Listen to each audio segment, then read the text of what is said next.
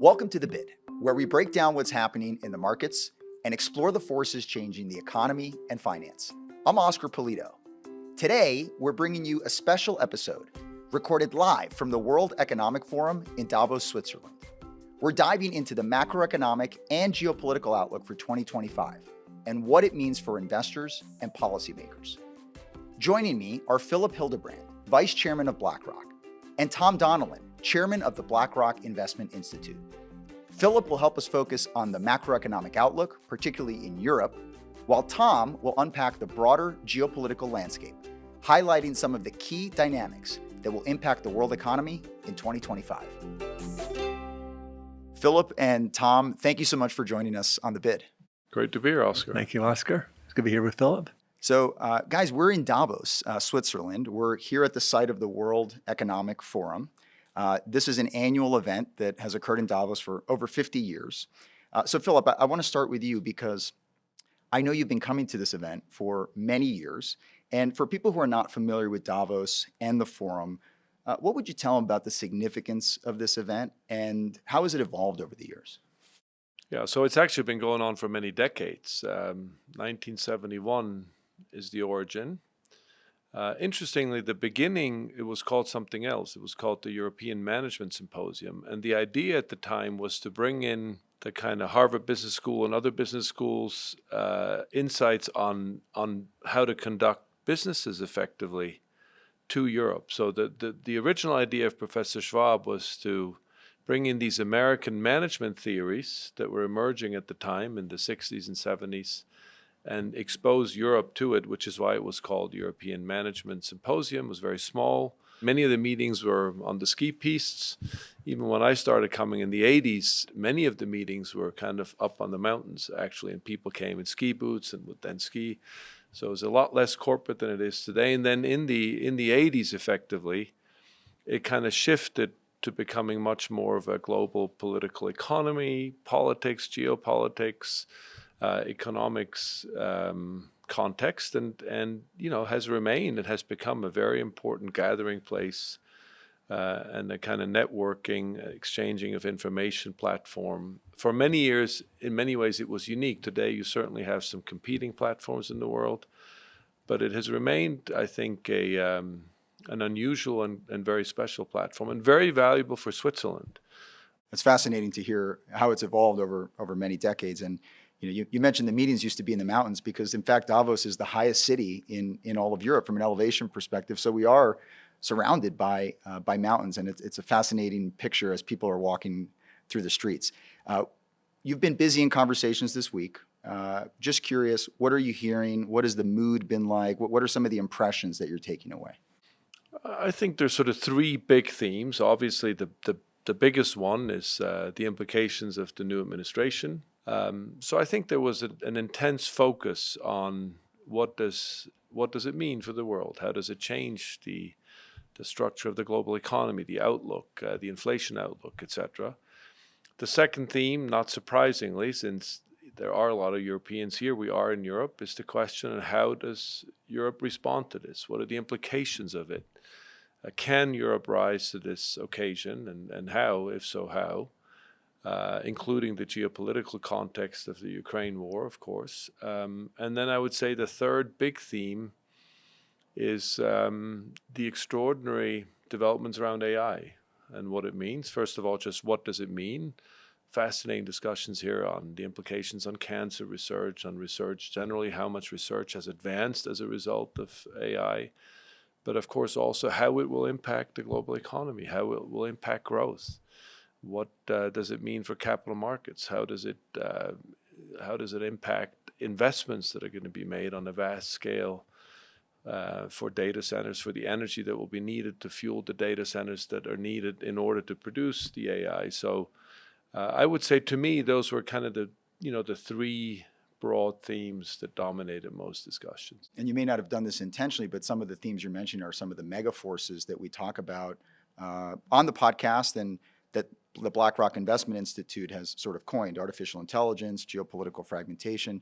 Tom, you're the chairman of the BlackRock Investment Institute. So I'd love to get your thoughts. Again, you've had a busy week and a lot of discussions. What have been your impressions and your takeaways? Yeah, Oscar, they're largely consistent with Phillips. I'll say a couple of things. Number one is a kind of reflection of the continued relative advantage of the United States in terms of its economic position, right? Its geopolitical position, but also, as Philip was alluding to, its position on technology as a leader, really across the value chain, particularly in AI, and other technologies as well, but especially AI. Second is obviously, as Philip was saying, a lot of anticipation here about what the new administration means for the global economy, for global geopolitics. We were here as President Trump was being inaugurated. And he issued, of course, on his first day, a couple of days in office, a blizzard of announcements and executive actions and steps that the government is going to take, bringing about some fundamental change. And of course, it's natural that there be a lot of discussion here about what does that mean for regions in the world, the global economy, different countries in the world. On technology, I agree. It's interesting. You see these various technologies kind of evolve in their importance in the world at Davos, right? You can see, and you can almost judge by the storefronts, right, as you go down the promenade here. And obviously our artificial intelligence is now front and center in all its dimensions, as Philip was saying. The core technology, the models, right, the hardware, but also very importantly, the infrastructure on which it's going to be built. One dynamic that wasn't here kind of in full is the U.S.-China or the Western-China dynamic. That wasn't really a big point of discussion here, but that obviously remains the most important strategic dynamic in the world. And there wasn't a lot of presence here from China. There wasn't really kind of a way to talk to the Chinese about where they are in their development on artificial intelligence, right? Because of course one of the principal competitions geopolitically in the world right now is the geopolitical competition around technology between the United States and China. I think, Tom, this is partly a kind of a problem that the forum has, or a challenge. And of course, it reflects, in a sense, globalization, the fact that we are in a fragmented world. And if you look at the membership here of the people attending, or the composition, it has become less global. There's no question about it. As we live in this fragmented world, in some ways you could argue you actually need more places that can bring all the parts together again. And this is one of the questions the forum will have to really ask itself. Can it play that role to, in a sense, be the reconvener in a world that is less globalized than it used to be? And Tom, you have a ton of experience in your career, just understanding geopolitics at a broad level. So you've both touched on the fact that it was a busy week in the world, not just because of the forum, but because of the inauguration of a new administration in the U.S. Tom, what is that geopolitical backdrop that the new U.S. administration is stepping into? The very different world that President Trump comes into in his second term. Very different than the world he left across a number of dimensions. Philip, I think, accurately said, the principal dimension is fragmentation in the world. There has been increasing fragmentation and instability in the world since President Trump's last time in office. And you see that. You see it kind of building out blocks, if you will, of countries that are increasingly facing off against each other across a number of dimensions. You also see a significant decrease in the coordination and cooperation among the important powers in the world. There really is Oscar, significant decrease in the coordination and cooperation between important powers on global issues. And I think that's kind of an increasingly difficult problem in the world, and one that's changed over the last really half decade or so. We're also, as I said, in the midst of a really increasingly important and deep and epic, if you will, competition on technology between the United States and China. Really a competition over trying to seize the commanding heights, the leadership of key technologies, especially artificial intelligence, which is seen really as being really important for the future, both in military applications, but also very importantly in economic applications. And that competition, I think, is really kind of front and center. The world's a lot more protectionist, I think. It's not, we haven't entered into an age of kind of full-on deglobalization. That's not true. But globalization has been significantly changed, and we do see significant changes in terms of protectionism and mercantilism around the world. And we'll have to see U.S. policy again going forward here with respect to what does an America First foreign policy mean in terms of international economic relationships. So we'll see a lot of it. It's also it's a world, and we saw this in 2024 especially, which is this great year of elections. About half the world went to vote. I think there were over 70 elections on a national level in the world in 2024, and incumbents really were badly battered. Frankly, I think is a fair way to put it. So that's a result of a lot of dynamics in the world, including inflation, including coming out of the COVID crisis, but also kind of this kind of geopolitical tensions as well. But that's a big change in the world as well. So it's a very different world today that President Trump will face than the world he faced when he left office. And and I didn't mention, obviously, there are two hot regional wars underway today that weren't underway in 2020 in Ukraine and in the Middle East, and indeed a high level of instability, kind of violent conflicts around the world at a very high, unusually high level. Yeah, so there's a lot going on around the world, it's fair to say, and there's a lot of change, even from just a few years ago when Trump was first elected. Maybe if I could switch gears and we could talk about the economy. Philipp, when you think about the economic outlook for 2025, what are you keeping an eye on here in this year ahead? To me, the most important thing is to think about how these forces that we've talked about and a few others are sort of fundamentally changing or foundationally changing the structure of the economy, right? I think we need to shift from a perspective which would have been the traditional way you think about an economy over the last few decades, including when I was in central banking. You think about cyclical upswings, cyclical downswings, how you stabilize things through policy, whether it's monetary or fiscal. And you sort of live in a world, in that paradigm, you lived in a world where you had these cyclical fluctuations, and around it you try to optimize policy to create the best possible output, best possible employment, while preserving price stability. It seems to me that for all the reasons and others that Tom has mentioned, we're now in a much more profound transformation of the world economy.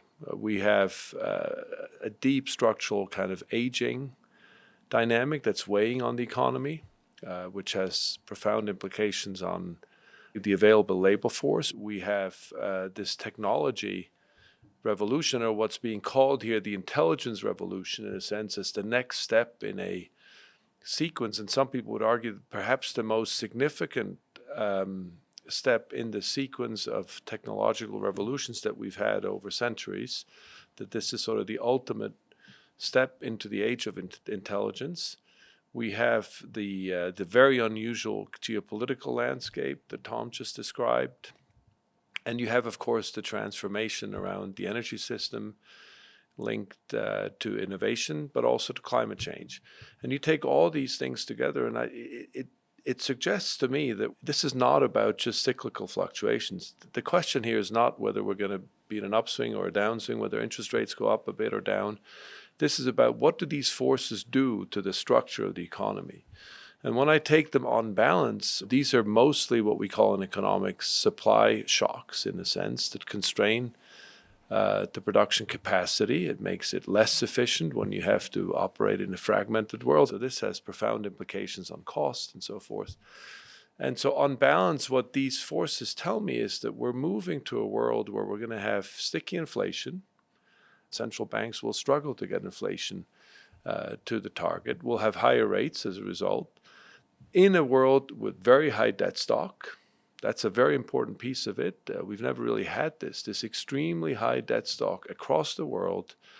In a world, if I'm right, where you have higher interest rates, higher inflation on average, that creates fragility around debt sustainability, volatility in financial markets, and simply more uncertainty.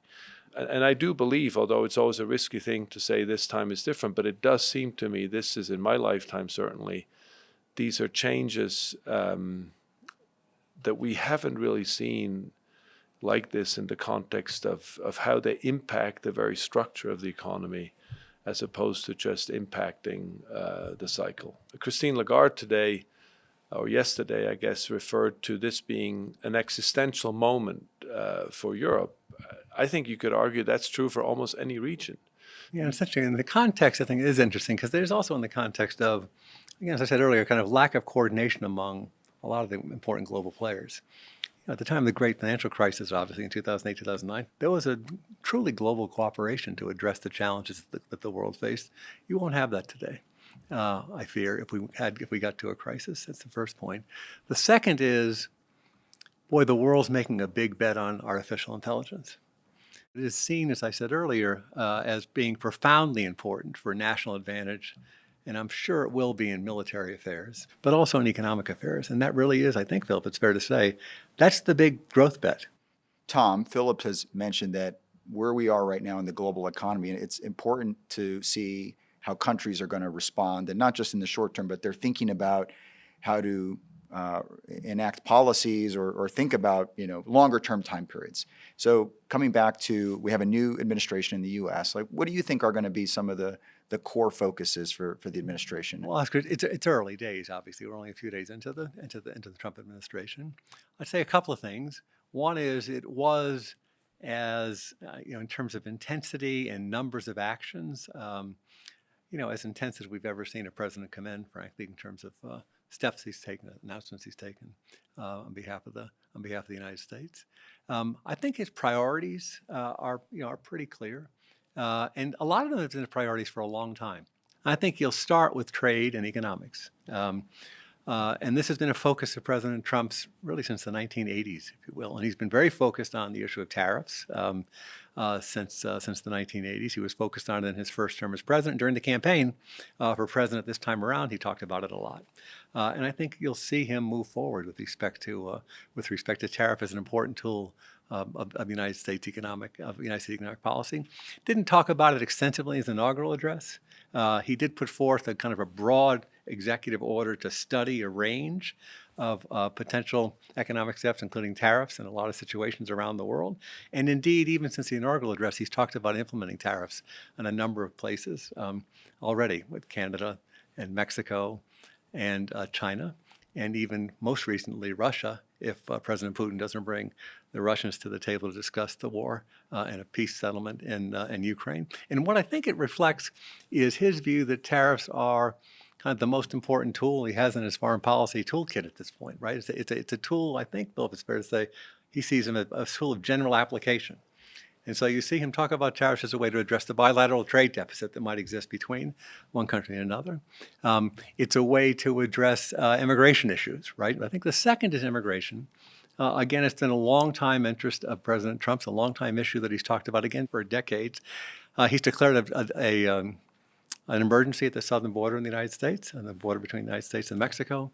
He has already taken a number of steps to try to reduce as much as possible the flow of migrants between Mexico and the United States, and indeed from the rest of the world into the United States. So clearly trade, tariffs, immigration, and then there are the two hot wars we've talked about in the world, and one in the Middle East, obviously, which now we're in a 6-week ceasefire at the war in Gaza, and I think you'll see a strong effort there to try to extend that ceasefire. The Trump team actually played a role during the transition in the bringing about of the ceasefire in Gaza, working with the Biden White House. It's going to be a challenge to keep all that together. But I think that'll be a focus, and obviously, Philip can address this. Is the Ukraine situation? I think it'll be a focus as well of his administration. He promised during the campaign to bring it to a close quickly. Obviously, it'll be a challenge, and we're seeing some of the challenge now through his communication publicly, at least with President Putin in the last day or so. And then I think China. It's the most important strategic relationship in the world. It's the most competitive. It's competitive across a whole range of dimensions. President Trump has said as recently as the last day or so that he would put a 10% tariff on China as a result of fentanyl coming into the United States. We'll have to see where that goes. I do expect there'll be some movement on tariffs with respect to China, but there's a whole range of other issues. He's put together a team who are pretty tough on China, right, in terms of policy. But I think, if you kind of look at his record, you look at his longtime interest, you look at his track record in his first term, and you can predict some of the major areas, I think, which will be the focus of his foreign policy. We've talked a lot about the U.S., but we're in Europe. Maybe we could come back to Europe for a second. And Philip, actually last year you talked about there being a lot of elections. Germany, which is the largest economy in Europe, goes to vote next month. Now that's because Chancellor Scholz lost the vote of no confidence in December, and that's why Germans are voting next month for new leadership. Talk to us a little bit about the importance of that election. Well, it's incredibly important, but I'd say even more important is how Europe together responds to these challenges that Tom lays out, right? So this is a very different world than the kind of traditional post-World War II, Bretton Woods type of system that we all grew up in, and even the generation before us is deeply rooted in. This is as Tom alluded, this is now a world with intense kind of competition, confrontation, in some cases actual wars. There's an enormous amount at stake. There is the fight for the commanding heights of technology, which people generally believe is going to, again, impact, depending where you end up in that fight, is going to really potentially impact your growth path in a very dramatic way going forward. So it's an intensely competitive moment, and Germany, Europe, broadly speaking, is losing, I would argue, the digital war. I'm deliberately using kind of, this kind of language because I think that is the urgency of the matter. It is losing the technology war more broadly. Europe is also losing the energy war. It has really, of course, had to deal with this shock on the energy side as a result of the war.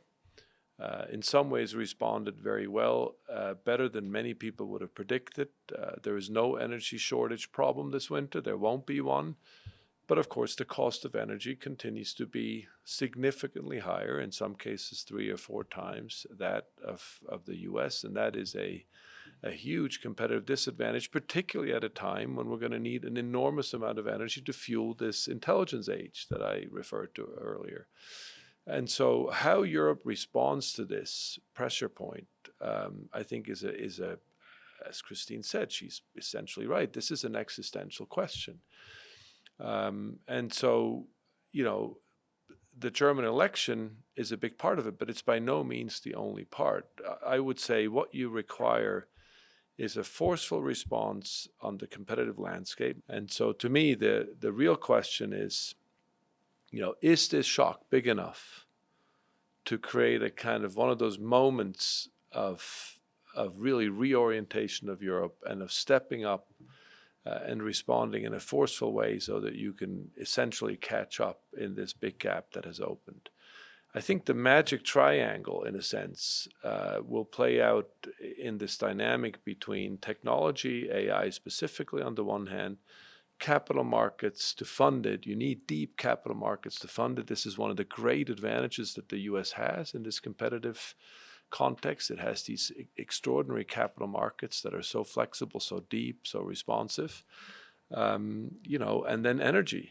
You need energy. So I think the kind of the holy trinity almost, as you think about a strategy to respond, are these 3 things. So the analogy I would put, and this is where I put the election in its proper context, in 1992, obviously the Soviet Union had collapsed, chaos prevailed in Eastern Europe, and the European Union stepped up dramatically by way of the Maastricht Treaty, which was ratified in 93, but agreed to in 92, as a way to sort of respond to the collapse of the Soviet Union. And this laid the foundation for the euro and for the European Union as we know it today.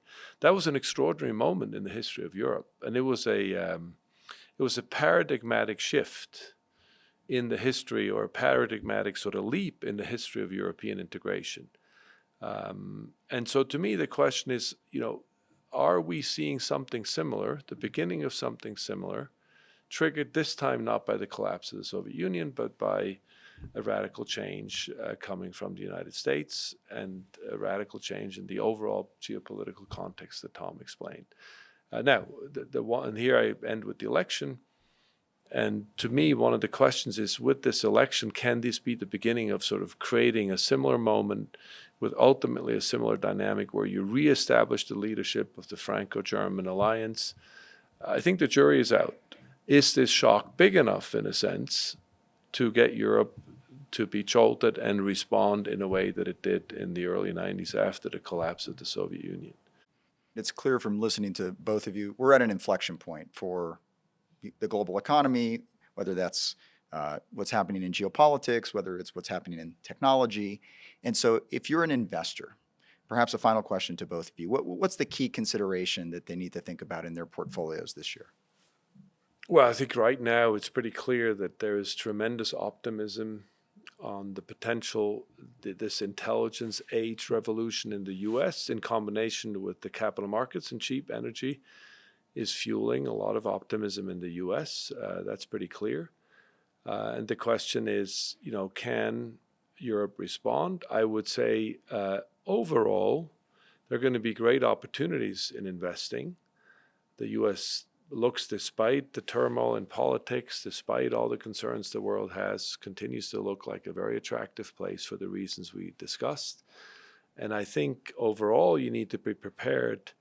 My guess is sort of steady correlations that have in the past been quite conducive to investing successfully is perhaps something that we should sort of move away from, the assumption that we're going to have that, and instead expect the world to be volatile, expect there to be trade-offs when the trade policy is a perfect example. You can do tariffs. Of course you can if you're the United States, but it may lead to higher inflation.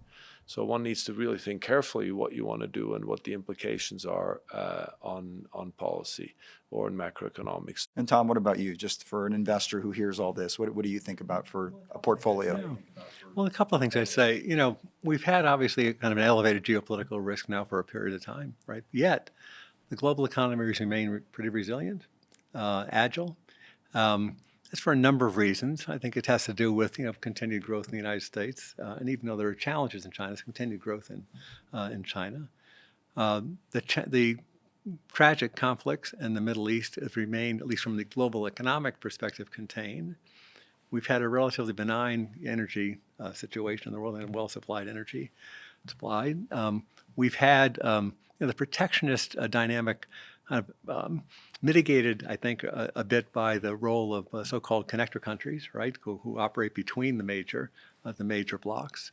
But so much is dependent going forward on these risks can be elevated, but not kind of striking out, right, and kind of and harming the global economy. And we'll be monitoring that. I think that's an important thing for us to monitor and understand. And so much is dependent on policy and geopolitics right now, and that's what we're going to do at the BlackRock Investment Institute. Well, I know it's been a busy week for you guys, and it's been interesting. A lot of the themes that we've talked about on the bid over many months, AI, the need to be selective in your portfolios and be nimble, the fact that inflation might be more persistent. It sounds like those were themes that you also heard about here at the forum. So, Philipp, I should have mentioned you're actually in your home country here in Switzerland. I've skied these mountains for many, many years and hope that perhaps tomorrow I'll get a run in the morning. It's clearing up as we see. It snowed a bit today, and I think we're going to have a spectacular morning tomorrow. Well, it's been nice to visit your home country, and it's been great to hear your insights. Thank you for sharing them, and especially thank you for sharing them on the bid. Thank you, Oscar, and I'm glad you enjoyed your time up here. Thank you. Thank you, Tom. Great to be with you as always.